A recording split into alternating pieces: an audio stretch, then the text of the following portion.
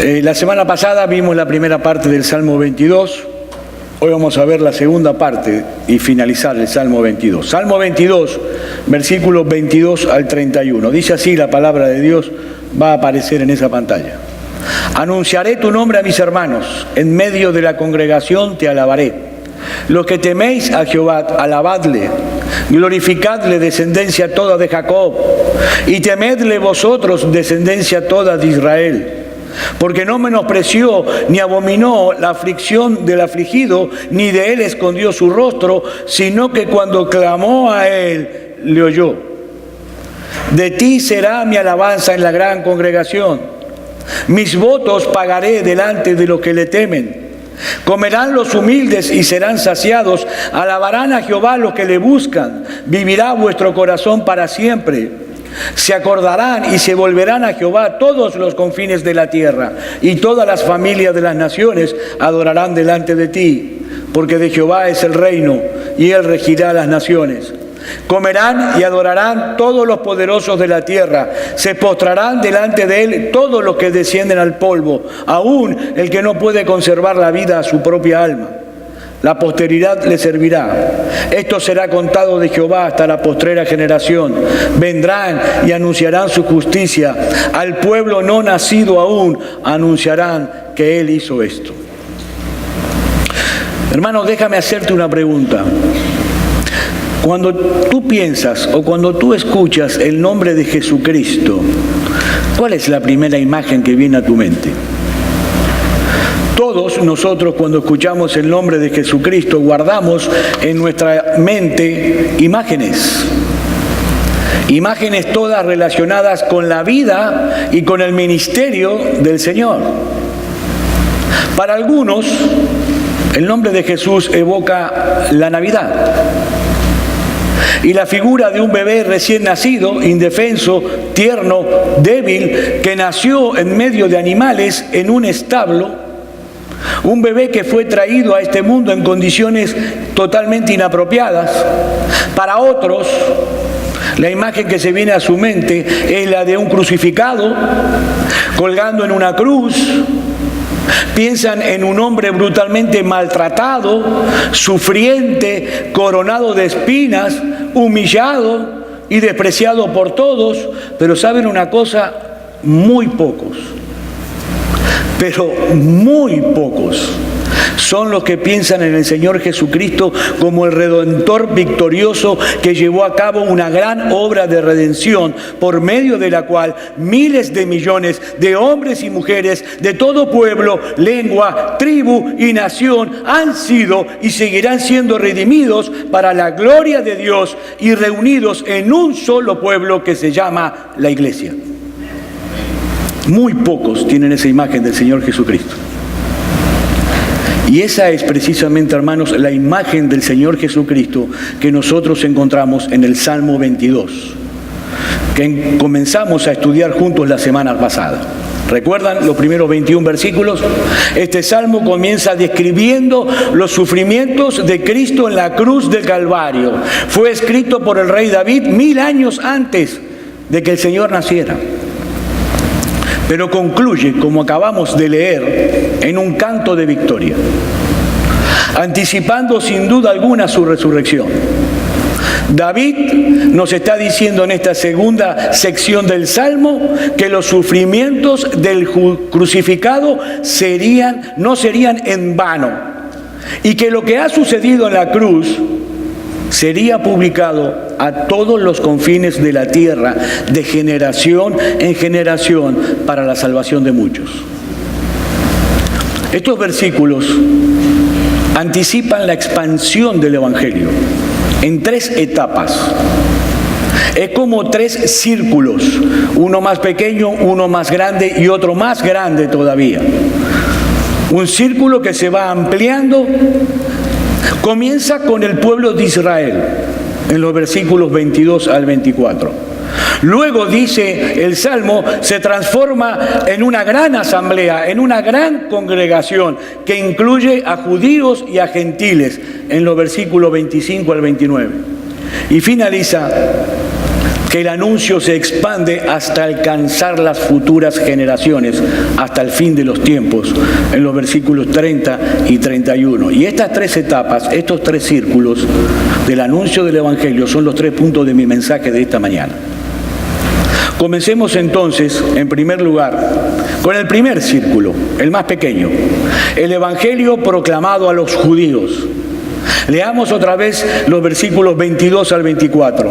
Anunciaré tu nombre a mis hermanos, en medio de la congregación te alabaré. Los que teméis a Jehová, alabadle, glorificadle, descendencia toda de Jacob, y temedle vosotros, descendencia toda de Israel, porque no menospreció ni abominó la aflicción del afligido, ni de él escondió su rostro, sino que cuando clamó a él, le oyó. El que está hablando aquí, hermanos, ahora es Cristo. El que habla en esta parte es Cristo. Ya vimos que Cristo, en medio de su sufrimiento, tiene tres oraciones al Señor en la primera parte. Ahora directamente Cristo habla como el Mesías victorioso, aquel que venció la muerte en la cruz. Y los hermanos que dice él en el versículo 22, anunciaré tu nombre a mis hermanos. Cristo está hablando primordialmente aquí de aquellos judíos convertidos después de su resurrección. Durante su ministerio terrenal, el Señor dejó claramente establecido a sus discípulos un plan de evangelización. Y el primer punto de esa agenda, de ese plan, era alcanzar a las ovejas perdidas de la casa de Israel. Mateo capítulo 10, versículos 5 y 6. A estos 12 envió Jesús y le dio instrucciones diciendo: por camino de gentiles, es decir, no judíos, no vayáis. Y en casa de samaritanos no entréis, sino id antes a las ovejas perdidas de la casa de Israel. Es decir, Cristo está diciendo aquí, no prediquen en este momento el Evangelio a las personas que no son judías.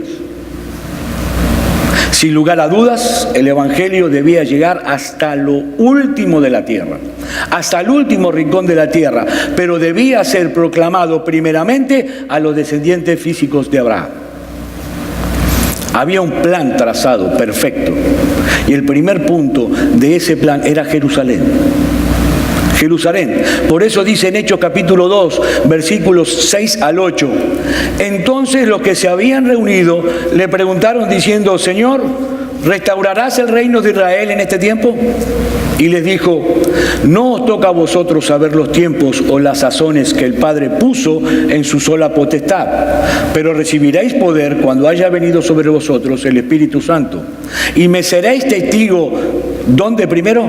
En Jerusalén, en toda Judea, en Samaria y hasta lo último de la tierra. Es decir, esos mismos judíos que habían desechado, que habían despreciado a su Mesías, debían ser los primeros en saber que a pesar de lo que habían hecho, a pesar de que lo habían clavado en una cruz, ellos tenían la oportunidad de arrepentirse. Todavía podían recibir el perdón de sus pecados y el don de la vida eterna. Es por eso que cuando Pedro concluye su sermón en el día de Pentecostés, Felipe leyó una parte, yo voy a leer el final. Dice Hechos capítulo 2, versículo 36 al 39, sepa pues ciertísimamente toda la casa de Israel que a este Jesús, a quien vosotros crucificasteis, Dios le ha hecho Señor y Cristo. Al oír esto se compungieron de corazón y dijeron a Pedro y a los otros apóstoles: varones, hermanos, ¿qué haremos? Pedro les dijo: arrepentíos y bautícese cada uno de vosotros en el nombre de Jesucristo para perdón de pecados y recibiréis el don del Espíritu Santo, porque para vosotros es la promesa y para vuestros hijos y para todos los que están lejos, para cuantos el Señor nuestro Dios llamare. ¿Qué está diciendo en estos versículos el Salmo 22? Bueno, que después de los sufrimientos de que Cristo habría de padecer en la cruz del Calvario, la muerte no tendría la última palabra. El Señor iba a resucitar al tercer día, y lo que Él hizo en la cruz, la victoria que Él obtuvo en esa cruz, habría de ser anunciado hasta lo postrero de la tierra, pero comenzando por los judíos. Por los judíos anunciaré tu nombre a mis hermanos. En medio de la congregación te alabaré. El primer círculo de evangelización era a los judíos convertidos después de la resurrección del Señor. Pero estos versículos 22 al 24 del Salmo 22 contienen algo más que un plan de evangelización. Contienen por lo menos dos verdades extraordinarias, dos grandes verdades que yo quiero compartir con ustedes antes de pasar a nuestro segundo punto o a nuestro segundo círculo. En primer lugar, hermanos, es evidente aquí la involucración de Jesucristo en la predicación de su evangelio. Una vez más, yo anunciaré tu nombre a mis hermanos. El Señor no está diciendo aquí, voy a enviar a alguien para anunciar tu nombre a mis hermanos. No, esta es la identificación de Cristo con el mensaje, y esta es la identificación que Cristo tiene con los mensajeros, que es como si el mismo Cristo estuviera anunciándolo. Si fuera Él el que hablara. Yo, dice Cristo, el mismo que sufrió en la cruz, voy a anunciar tu nombre a mis hermanos. Y en Lucas capítulo 10, dice la Biblia que el Señor envía a 70 hombres, de 2 en 2, a toda ciudad, a predicar el evangelio. Y dice el versículo 16, el que a vosotros oye, a mí me oye. Y el que vosotros desecha, a mí me desecha. Y el que me desecha a mí, desecha al que me envió. Mi querido amigo que estás entre nosotros, es muy probable, casi con seguridad, que muchas cosas de lo que nosotros decimos desde este púlpito cada domingo a ti te molesten. Otra vez siempre lo mismo. Te cae pesado, te es incómodo, es totalmente contrario a tu forma de pensar, pero entiende algo que es fundamental. Cuando tú desechas lo que se predica aquí de la palabra de Dios, tú no estás desechando al predicador, tú estás desechando a Cristo. El que a vosotros oye, a mí me oye. Y el que a vosotros desecha, a mí me desecha. Mis amados hermanos, no es poca cosa lo que sucede cuando los ministros del Evangelio, llamados y capacitados por Cristo, predican el Evangelio en el nombre de Jesús. Es por eso que el mismo Jesucristo dijo en Juan capítulo 10, versículo 16, también tengo otras ovejas que no son de este redil. Aquellas también debo traer, y oirán mi voz, y habrá un rebaño y un pastor. Cristo está diciendo aquí, una de las características primordiales de mis ovejas es que oyen mi voz. Cristo está involucrado en la predicación de su palabra. Ahora un momentito, pastor, ¿esto significa que todas las personas que se convierten entonces tienen que escuchar una voz que viene del cielo y les habla? No, Pablo es bien claro en Romanos capítulo 10.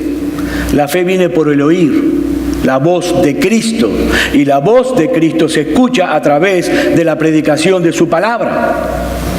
Hermanos, una de las más grandes maldiciones, una de las más grandes miserias de la iglesia de hoy, del evangelismo moderno, es que en muchísimas iglesias han dejado de predicar la palabra de Dios para dar lugar a actividades más entretenidas, actividades más emocionantes, que atraigan a las personas, y ciertamente esas actividades atraen a las personas. Pero mis queridos hermanos, a Dios, soberano de todo el universo, le ha placido salvar a los pecadores por la locura de la predicación.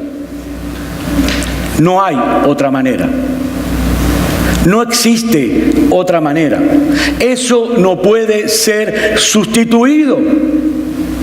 Ese es el instrumento primario que Dios usa para que los inconversos escuchen la voz de Jesucristo y vengan a la fe y al arrepentimiento.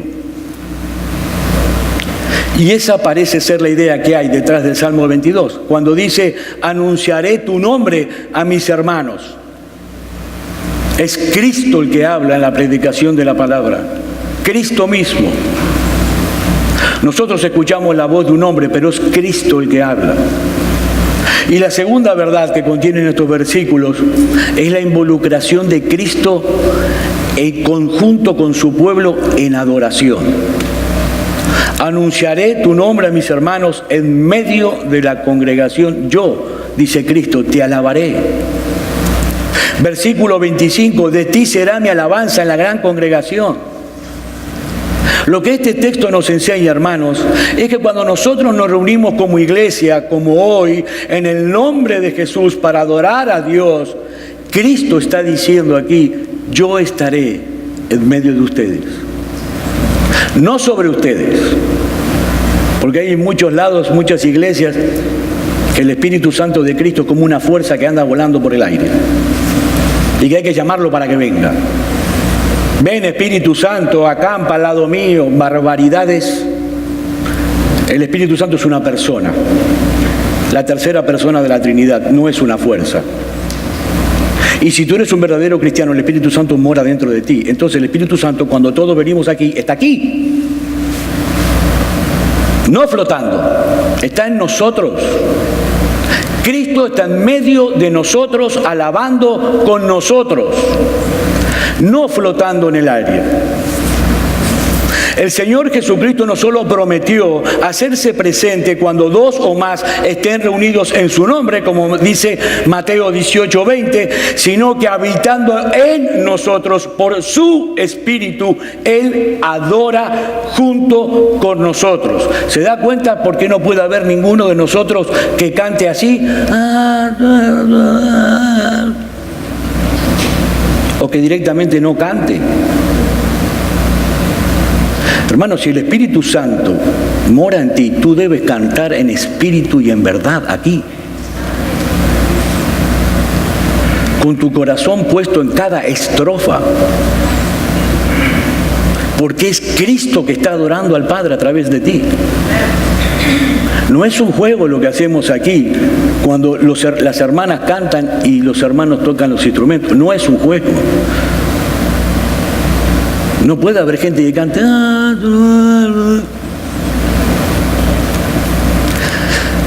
Un autor escribió: por la presencia de su Espíritu, el Señor mismo está presente en medio de su congregación mientras adoramos. En la congregación, Jesús mismo canta alabanzas al Padre. Él nos mueve por su Espíritu a cantar alabanzas, y lo que es más impresionante todavía, hermanos, Él canta junto con nosotros. Juan Calvino escribió: tan pronto como Dios se da a conocer a nosotros, sus infinitas alabanzas conmueven nuestros corazones y deleitan nuestros oídos. Y al mismo tiempo, Cristo nos anima con su propio ejemplo a celebrarlas públicamente. Cuando escuchamos que Cristo es quien dirige nuestros cantos y que es Él quien inspira nuestros himnos, nosotros contamos con un poderoso incentivo que nos anima a rendir alabanzas a Dios más fervientemente. He ahí la enseñanza del primer círculo, de la primera estrofa. Primero, que el anuncio debía ser primero a los judíos, a los hermanos de raza, y que Cristo esté involucrado en la predicación de su palabra y en la adoración en medio de nosotros. Pero ahora el autor continúa con un segundo círculo o una segunda etapa en ese anuncio de salvación que comenzó en Jerusalén con los judíos en el día de Pentecostés y que ahora se convierte en una gran congregación que llegaría hasta lo último de la tierra. Versículo 25 al 29. De ti será mi alabanza en la gran congregación. Mis votos pagaré delante de los que le temen. Comerán los humildes y serán saciados. Alabarán a Jehová a los que le buscan. Vivirá nuestro corazón para siempre. Se acordarán y se volverán a Jehová todos los confines de la tierra, y toda la familia de las naciones adorarán delante de ti. Porque de Jehová es el reino, y él regirá las naciones. Comerán y adorarán todos los poderosos de la tierra. Se postrarán delante de él todos los que descienden al polvo, aún el que no puede conservar la vida a su propia alma. En los versículos 22 al 24, como dijimos, el anuncio iba destinado de manera particular a la descendencia física de Jacob, el pueblo de Israel. Pero esta gran congregación que se menciona a partir del versículo 25 es mucha más amplia, mucho más grande en su alcance. ¿Por qué? Porque abarca todos los confines de la tierra, toda la familia de las naciones. Todo el mundo reconocerá que Jehová, el Dios de Israel, es el único Dios vivo y verdadero. Y hermanos, no olvidemos el contexto de este salmo, ¿no? Todo eso ocurrirá como fruto de los sufrimientos del crucificado, que se detallan en los versículos 1 al 21. Esa obra del crucificado será tan poderosa, esa obra del crucificado tendrá tanto éxito, que todos los confines de la tierra se volverán al Señor y reconocerán que Él es soberano. En otras palabras, lo que se está profetizando aquí en el Salmo 22 es que en la persona y en la obra de nuestro Señor Jesucristo habría de encontrar pleno cumplimiento la promesa contenida en el pacto que Dios hizo con Abraham. En ti serán benditas todas las familias de la tierra. Desde el mismo llamamiento de Abraham, el Señor dio a conocer su intención de formar un pueblo que Él usaría como instrumento para beneficios de todas las naciones. Es decir, Israel no existía para sí misma. Israel no existía porque era el mejor pueblo de la tierra, sino para que simplemente saliera de en medio de ellos el Redentor del mundo. ¿Pero qué pasó? Algo que pasa todavía en los días de hoy. Muchos judíos, en su carnalidad, perdieron de vista el gran propósito de su existencia y generaron un terrible orgullo nacional que persiste el día de hoy, que los cegó por completo. Ellos siguen creyendo que son el pueblo de Dios. Ellos llegaron a creer que por el solo hecho de ser descendiente físico de Abraham, tenía la salvación asegurada. Y hoy lo siguen creyendo. Es por eso que ellos se molestaron tanto cuando el Señor Jesús en Mateo capítulo 21, a partir del versículo 33, trae a ellos la parábola de los labradores malvados. Jesús hace referencia ahí a Isaías capítulo 5, que presenta a Israel como una viña. Y Dios es el Señor y dueño de esa viña, y ellos los labradores.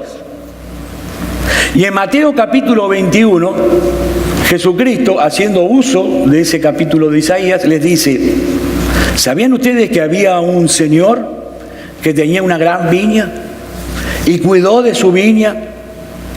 Y cuando el Señor quiso ir a buscar los frutos de su viña, envió a su siervo, pero los labradores de la viña los mataron a todos, los que iban en su nombre. Entonces el Señor finalmente decidió enviar a su hijo,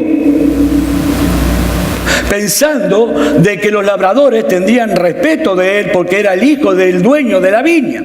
Pero ¿saben qué pasó? Los labradores también mataron al hijo del dueño de la viña. Y Jesús les pregunta a los fariseos que estaban allí en el versículo 40: cuando venga pues el Señor de la viña, ¿qué hará a aquellos labradores malvados? Ellos le respondieron en el versículo 41, le dijeron: a los malos destruirá sin misericordia y arrendará su viña a otros labradores que le paguen el fruto a su tiempo.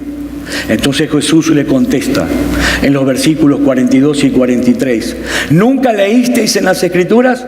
La piedra que desecharon los edificadores ha venido a ser cabeza del ángulo. El Señor ha hecho esto y es cosa maravillosa a nuestros ojos. Y ahora le habla al pueblo de Israel como nación. Por tanto os digo que el reino será quitado de vosotros y será dado a gente que produzca los frutos de él. Y la palabra gente que aparece en este versículo es la palabra gentiles, es decir, personas no judías. El reino fue quitado de Israel por la manera que reaccionaron ante su Mesías. El rechazo final del Mesías traería como consecuencia el rechazo de Israel como nación y el inicio de un nuevo Israel. Un Israel espiritual que no tendría nada que ver ni con raza, ni con nación, ni con costumbre, ni con ritos. No, ese nuevo Israel estaba identificado por la fe en nuestro Señor Jesucristo, la simiente de Abraham. Esto es lo que anticipa el Salmo 22. En estos versículos, esto es, de que habría una nueva Israel, una gran congregación. Ahora, ¿han notado ustedes algo? Toda la segunda parte del Salmo 22 tiene una nota dominante, la alabanza y la adoración a Dios. Todos los versículos hablan acerca de la alabanza y la adoración a Dios. En medio de la congregación te alabaré. Los que teméis a Jehová, alabadle. De ti será mi alabanza en la gran congregación. Alabarán a Jehová los que le buscan. Y todas las familias de las naciones adorarán delante de ti. Comerán y adorarán todos los poderosos de la tierra. Se postrarán delante de él todos los que descienden del polvo. Hermanos, eso es lo que somos nosotros, un pueblo de hombres y mujeres, de todo pueblo, tribu, lengua, nación, que hemos sido despertados a la realidad de que solo nuestro Dios, el Dios que se revela a través de Jesucristo, es glorioso y es digno de toda alabanza. Ese es el nuevo Israel. Es por eso que esta gran congregación que describe el Salmo 22 no conoce de divisiones étnicas, ni raciales, ni de clases, ni de ningún tipo. ¿Qué dice Gálatas? Capítulo 3, versículo 28. Ya no hay judío ni griego, ni esclavo ni libre, no hay varón ni mujer, porque todos vosotros sois uno en Cristo Jesús. Hermanos, he ahí la maravilla de la Iglesia Universal de nuestro Señor Jesucristo. He ahí. Y esta Iglesia Universal que habla, este segundo círculo, habría de perdurar de generación en generación, proclamando la gran obra de salvación descrita en el Salmo 22 hasta el fin de los días. Y esto nos lleva de la mano a nuestro tercer círculo. Versículos 30 y 31. La posteridad le servirá. Esto será contado de Jehová hasta la postrera generación. Vendrán y anunciarán su justicia. A pueblo no nacido aún anunciarán que él hizo esto. Ya hemos visto el evangelio anunciado a los judíos, luego hemos visto el evangelio anunciado a los gentiles. Ahora dice el Salmo que ese anuncio llegará hasta la última generación. Hasta ellos llegará la noticia de lo que Dios ha hecho por su pueblo a través de la muerte y resurrección de su Hijo Jesucristo. Y obviamente, ¿esto qué implica? Esto implica la preservación de la Iglesia Universal del Señor a través de todas las edades, hasta la segunda venida del Señor. Esto implica que a pesar de las hostilidades que los seguidores de Cristo han tenido, tienen y tendrán que seguir enfrentando y soportando, a pesar de lo que hagan los enemigos de Cristo, lo que griten, lo que publiquen, Él ha cumplido su promesa. Dios promete en su palabra: las puertas del Hades no prevalecerán contra la iglesia. Cristo mismo dijo que este evangelio iba a ser proclamado para testimonio de todas las naciones. Mateo capítulo 28, versículos 19 y 20. Id y haced discípulos a todas las naciones de la tierra, bautizándolos en el nombre del Padre, del Hijo y del Espíritu Santo, enseñándoles que guarden todas las cosas que os he mandado, y he aquí, yo estoy con vosotros todos los días hasta el fin del mundo. Amén. ¿Y cuál es ese mensaje que menciona el Salmo 22? Que sería proclamado y que sería preservado a pesar de las dificultades hasta la postrera generación. Bueno, que la justicia perfecta de Dios quedó plenamente satisfecha cuando Jesucristo tomó voluntariamente nuestro lugar en la cruz de Calvario. Dice el versículo 31, vendrán y anunciarán su justicia a pueblo no nacido aún, anunciarán que Él hizo esto. Ese es el centro mismo, el núcleo, el corazón del Evangelio. Que la justicia que nosotros no tenemos en nosotros mismos, Dios la provee totalmente gratis para todo aquel que cree. Hermanos míos, han pasado 21 siglos. 21 siglos y la obra de Cristo en la cruz continúa siendo proclamada hoy y continúa siendo usada poderosamente por el Espíritu de Dios para abrir los ojos de los ciegos y para darle vida a los muertos. Y todos nosotros, los que estamos aquí, somos un testimonio vivo del poder de ese Evangelio.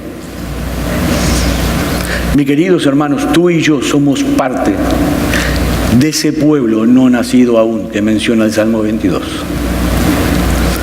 Ya nuestros nombres habían sido escritos desde antes de la fundación del mundo en ese libro de la vida que nuestro bendito y glorioso Salvador llevó consigo a la cruz para morir como nuestro sustituto. Y no porque lo merecíamos, créeme, no había nada bueno en nosotros, sino porque soberanamente nos amó.